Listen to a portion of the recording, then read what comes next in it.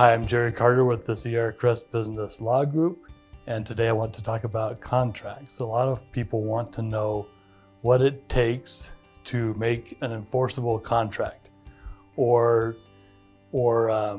have they inadvertently put themselves in a position where someone can claim that they've entered into a contract.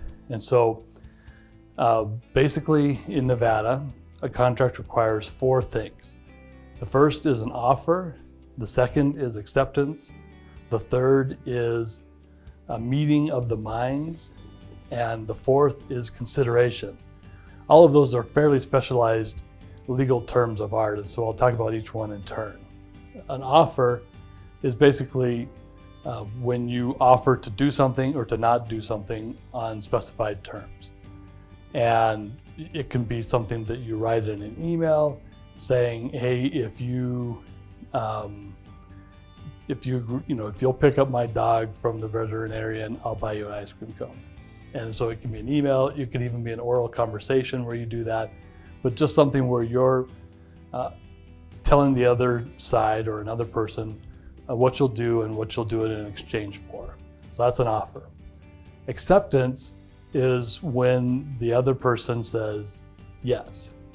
So they can communicate that yes in a number of ways. They can communicate it by saying, yes, I agree to that. They can communicate it by just doing it. Sometimes if you say, for example, I'll buy you an ice cream cone if you take my dog to the vet, they might just go take your dog to the vet. And that's how they say yes, is by just doing it. And sometimes there are questions about whether someone said yes, but usually you know if they said yes and they agreed to it. The third, which is one of the trickier ones, is the meeting of the minds. And basically the concept there is that you only have a contract if both sides agreed on the same thing. And so that can get a little bit interesting when each person has a different view in their own mind of what was agreed on. But usually in my experience in the courts, when there's an offer and there's an acceptance, and one of the other sides comes in later and says, well, we didn't agree on the same thing, usually the courts will work to hold the agreement together. And the way they do that is by saying, look, the words you use in ordinary conversation have an objective meaning. What you say has to mean something, pretty much the same wherever you go. And you may have had some private meaning in your head, but we're going to go with the usual meaning of the words you used. And so usually, as long as those are specific enough and you have enough to hold an agreement together, like there's reasonably certain timing, there's reasonably certain exchange of money or other valuable performance, reasonably identified who's going to do what, the courts are going to hold that together. But the concept under which we're doing that is the meeting of the minds.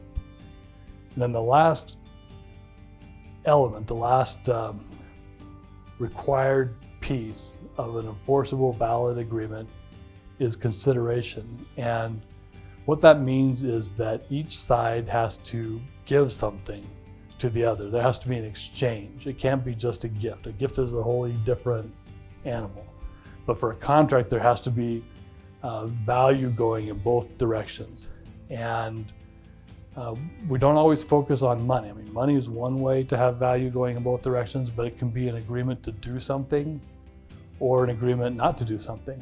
And truth be told, it doesn't take much in Nevada to hold an agreement together to find an agreement going both ways. So for example, sometimes you'll see an agreement that says, well, I'm going to do this, that, and the other. I'm going to sell you this land or whatever it may be in exchange for $10. And sometimes sometimes it's just a recitation. We're going to say this $10 because that's enough to hold the agreement together, even though we all know that the land I conveyed to you or sold to you is worth more than $10. And so when it comes to consideration, usually if there's any hint of an exchange between the parties, the nomadic courts are going to say, yeah, there's sufficient consideration to hold this deal together. So those are the elements of a valid and enforceable agreement: an offer, acceptance, a meeting of the minds, and consideration flowing in both directions. So now you have the legal concepts that'll help you understand if you are have agreed to something that's an enforceable contract.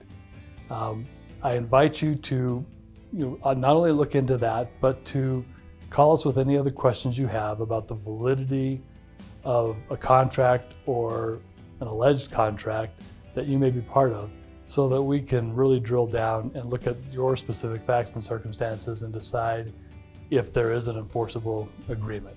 You can contact me at the Sierra Crest Business Law Group. The number is 775-448-6070. Again, 775-448-6070. Thanks.